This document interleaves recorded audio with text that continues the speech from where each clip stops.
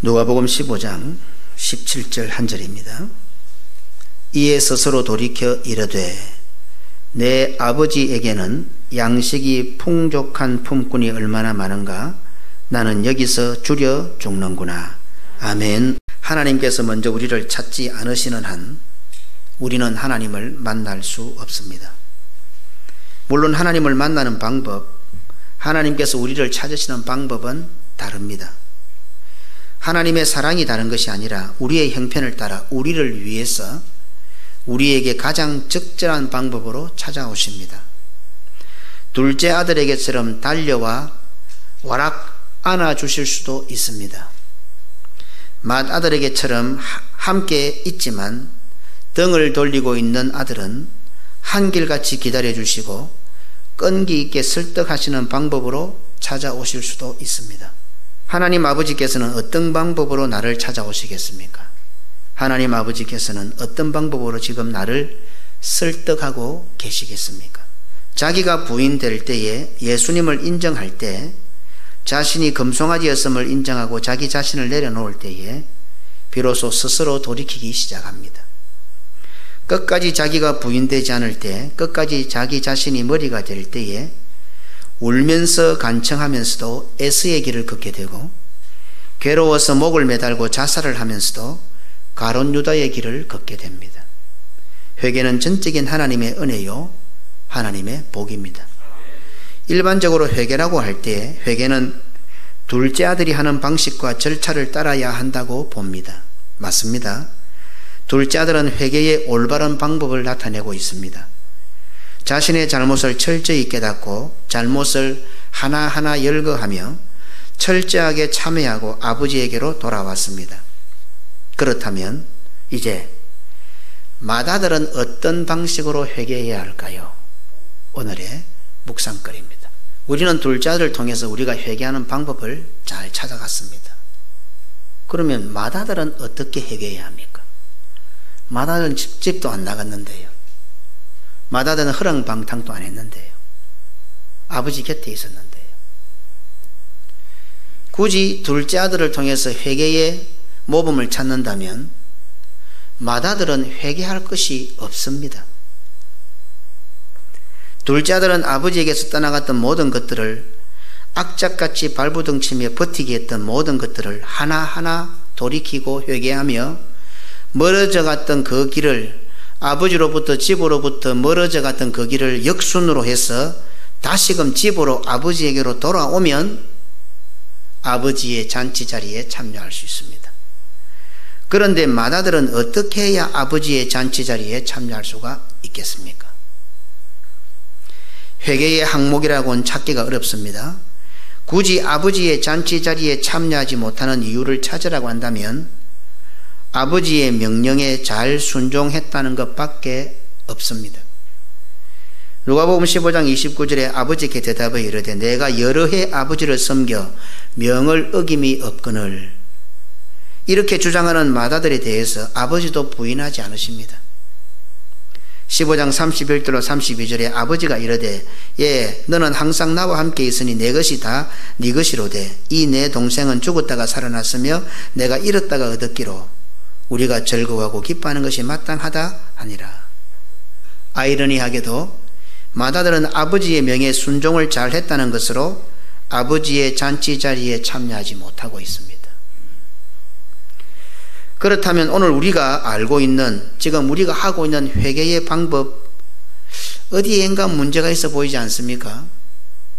우리는 대부분 회개하면 둘째 아들의 방법을 따라 회개합니다.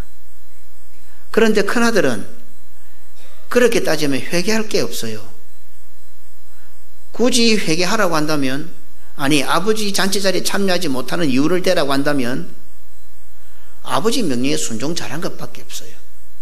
우리 모두는 자신의 잘못에 대해 철저하게 인정하고 조목조목 고백하고 회개하면 용서받을 수 있다는 생각을 가지고 있습니다.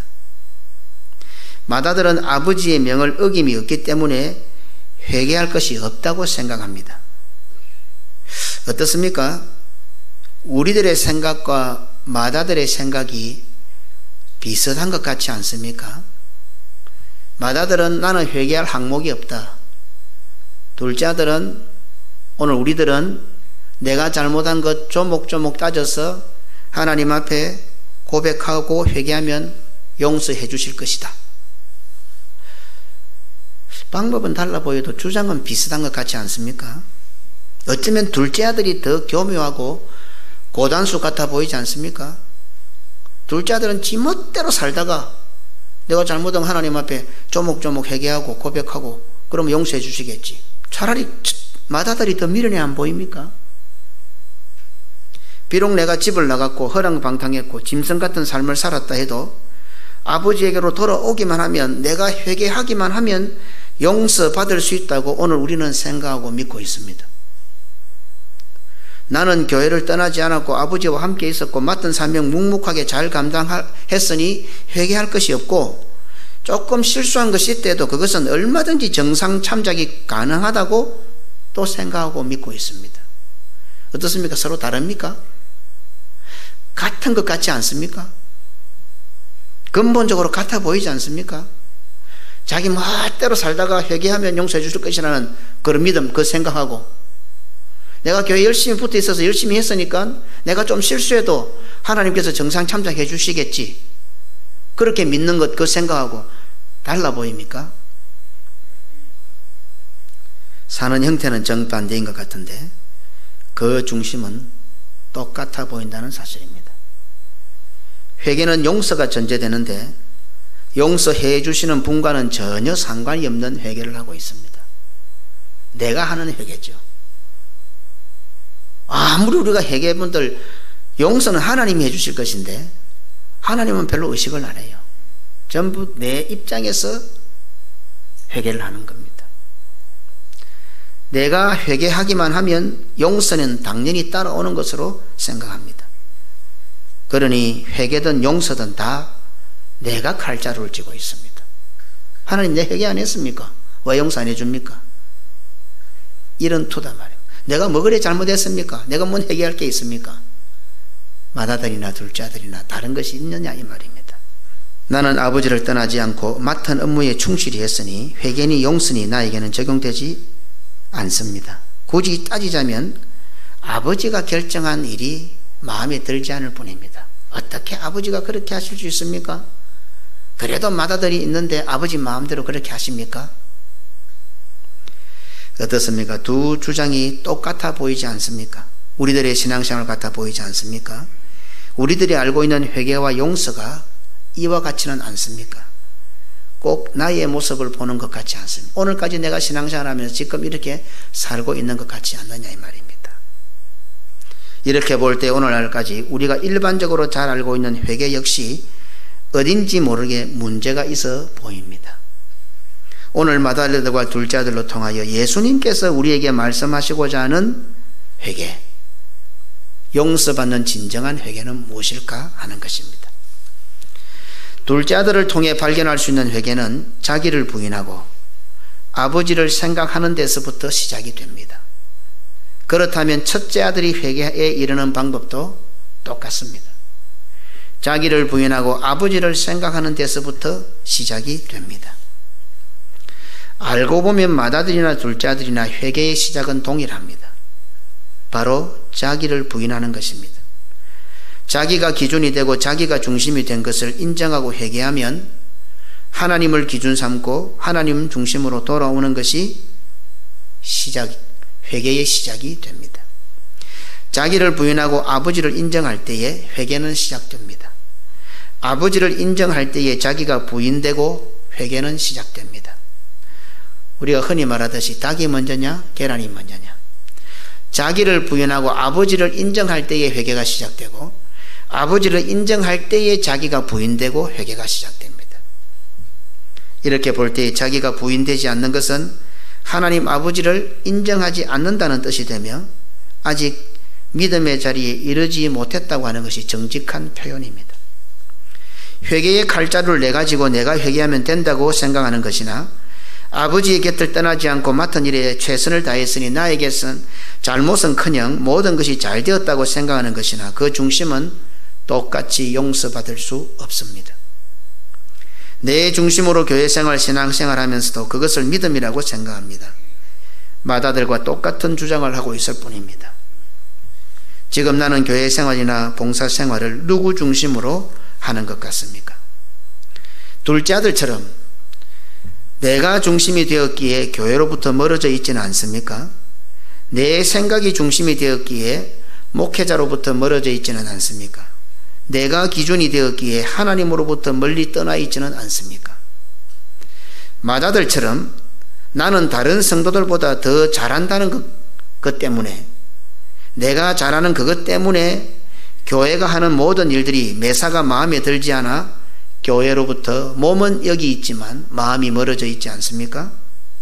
내가 잘하는 그것 때문에 목회 방침으로부터 멀어져 있지는 않습니까?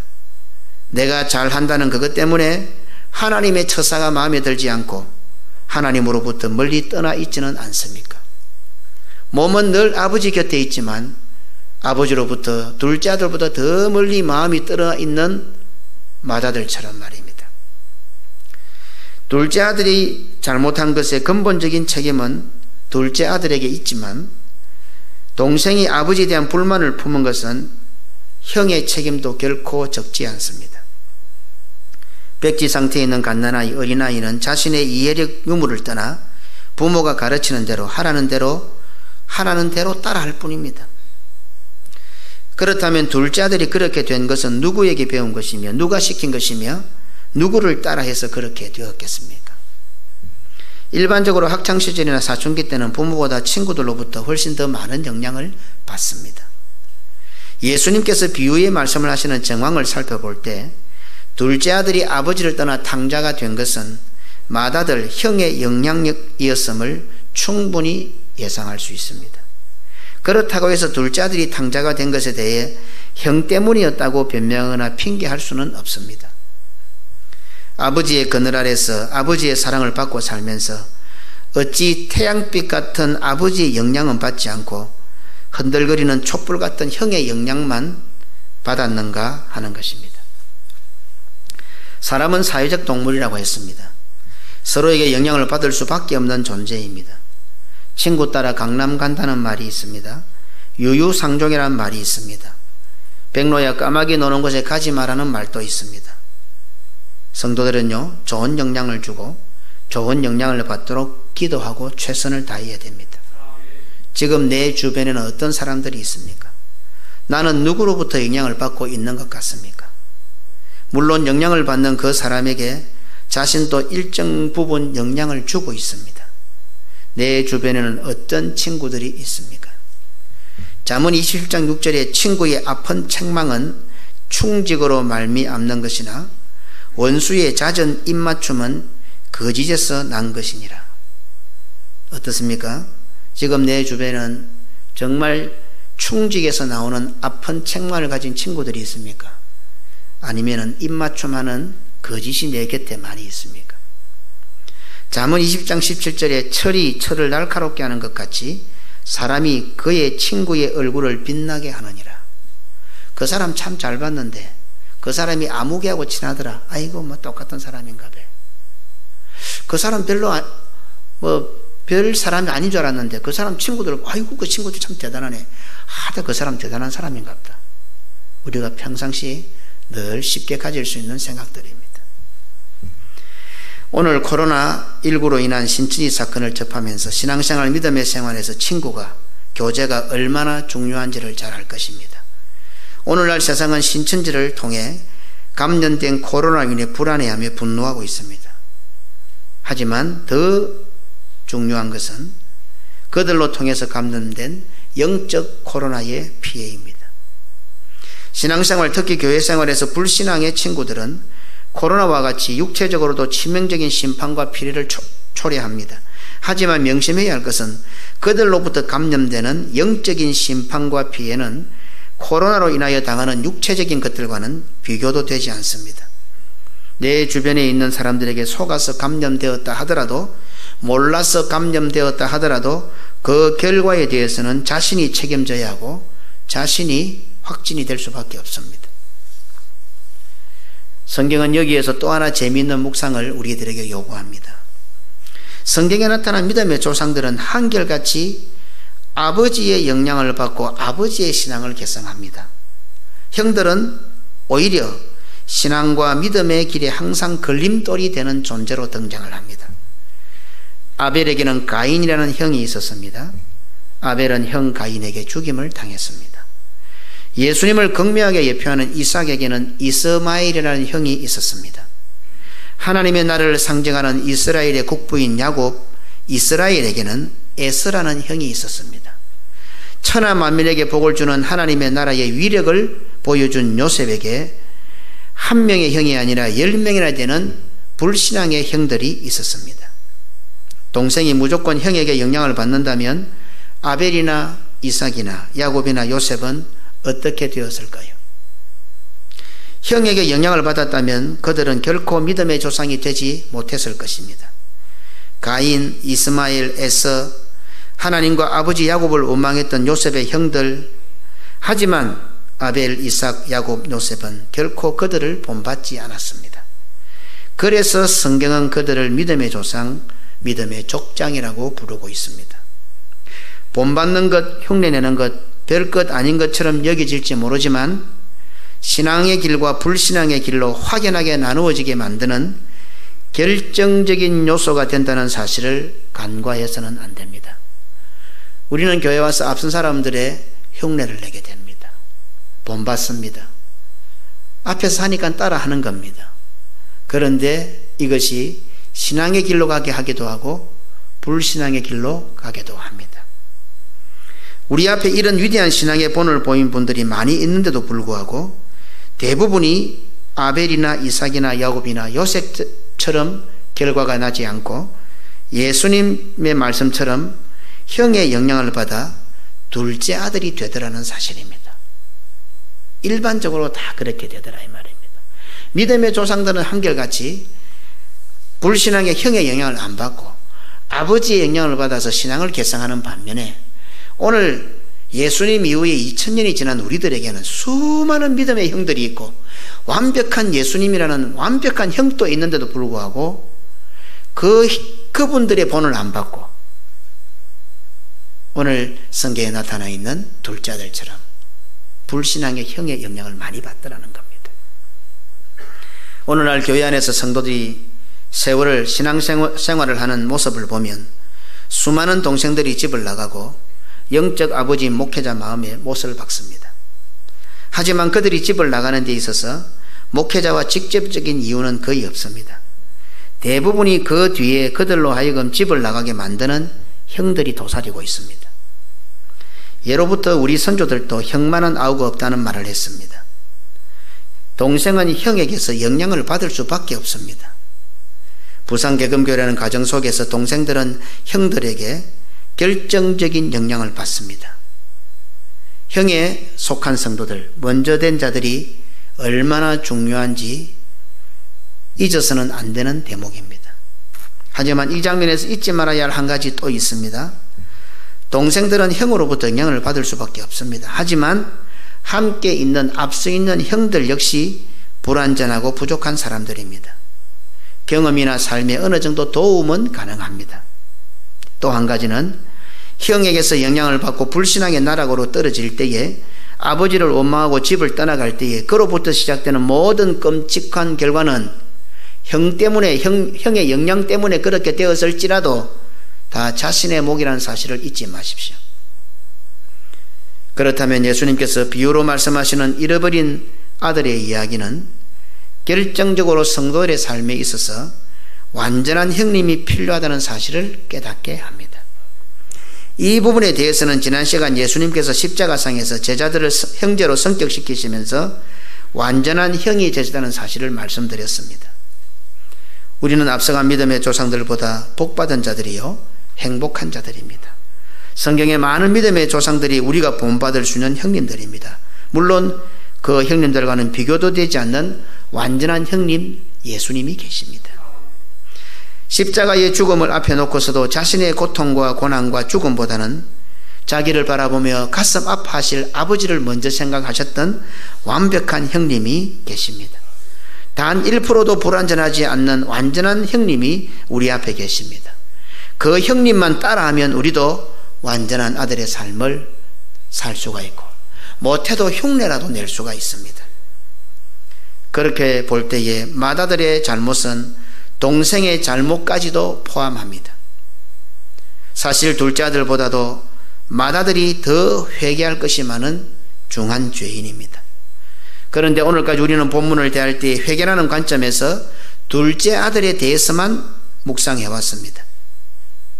그렇다면 오늘날 우리들의 회개가는 잘못되었다고 결론을 내릴 수가 있습니다. 오늘 우리는 코로나19로 인해 말도 많고 탈도 많은 공예배에 참석하고 있습니다. 아버지 집을 떠나지 않고 최선을 다해 맏아들의 사명을 감당하고 있습니다. 그렇다면 맏아들같이 이 교회에 머물고 있는 우리들이 회개하는 것은 얼마나 어렵겠습니까?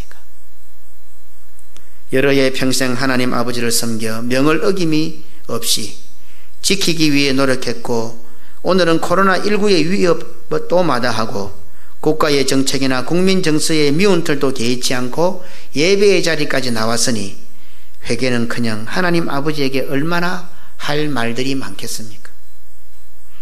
둘째 아들이 아버지에게로 돌아온 회개의 과정은 맏아들에게도 똑같이 적용될 수 있습니다.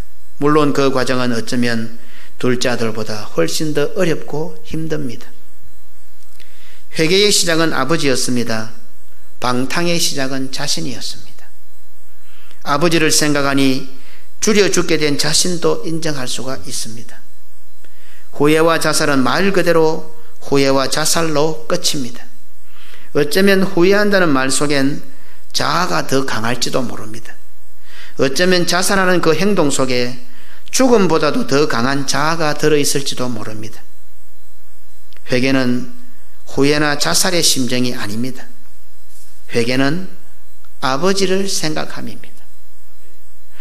내 입장에서 뭔가를 판단하는 게 아니고 회개는 나란 것은 완전히 내려놓고 아버지를 생각하는 겁니다. 골로새서 3장 2절에 위의 것을 생각하고 땅의 것을 생각하지 말라. 히브리서 3장 1절에 그러므로 함께 하늘에 부르심을 받은 거룩한 형제들아 우리가 믿는 도리의 사도이시며 대제사장이신 예수를 깊이 생각하라. 히브리서 11장 15절에 그들이 나온 바 본향을 생각하였더라면 돌아갈 기회가 있었으려니와 지금 내 입장 내 형편을 생각하는 게 아니라 본향을 생각해야 되는 거죠. 베드로전서 2장 19절에 부당하게 고난을 받아도 하나님을 생각함으로 슬픔을 참으면 이는 아름다우구나. 슬픔을 생각하고 환경과 형편과 처지를 생각하는 것이 아니라 하나님을 생각하면 베드로후서 1장 15절에 내가 힘써 너희로 하여금 내가 떠난 후에라도 어느 때나 이런 것들을 생각나게 하려 하노라. 계시록 2장 5절에 그러므로 어디서 떨어진 것을 생각하고 회개하여 처음 행위를 가지라. 계시록 3장 4절에 그러므로 내가 어떻게 받았으며 어떻게 들었는지 생각하고 지켜 회개하라. 둘째 아들의 회개에서 발견할 수 있는 것은 무엇입니까? 아버지가 달라진 것이 아니라 아버지에 대한 자신의 생각이 달라졌습니다. 오늘 우리는 교회가 달라져야 한다고 주장합니다. 그것 이전에 교회를 향한 자신의 생각이 달라져야 한다는 사실을 꼭 기억하시기 바랍니다. 교회 생활과 믿음에 대한 많은 논쟁과 요구가 넘쳐나는 시대입니다. 교회 생활과 믿음에 대한 자신의 생각이 달라져야 합니다. 교회가 달라져야 할 것 같습니까? 목사 장로가 달라져야 할 것 같습니까? 성경과 하나님께서 시대에 따라 달라지셔야 할 것 같습니까? 모든 것이 하나님의 섭리와 하나님의 손에 달렸는데 코로나19에 대한 책임도 하나님께 있는 것 같지 않습니까? 아직까지도 살만하다는 뜻입니다. 아무리 그래도 줄여 죽겠는가 하는 미련이 남아있다는 뜻입니다.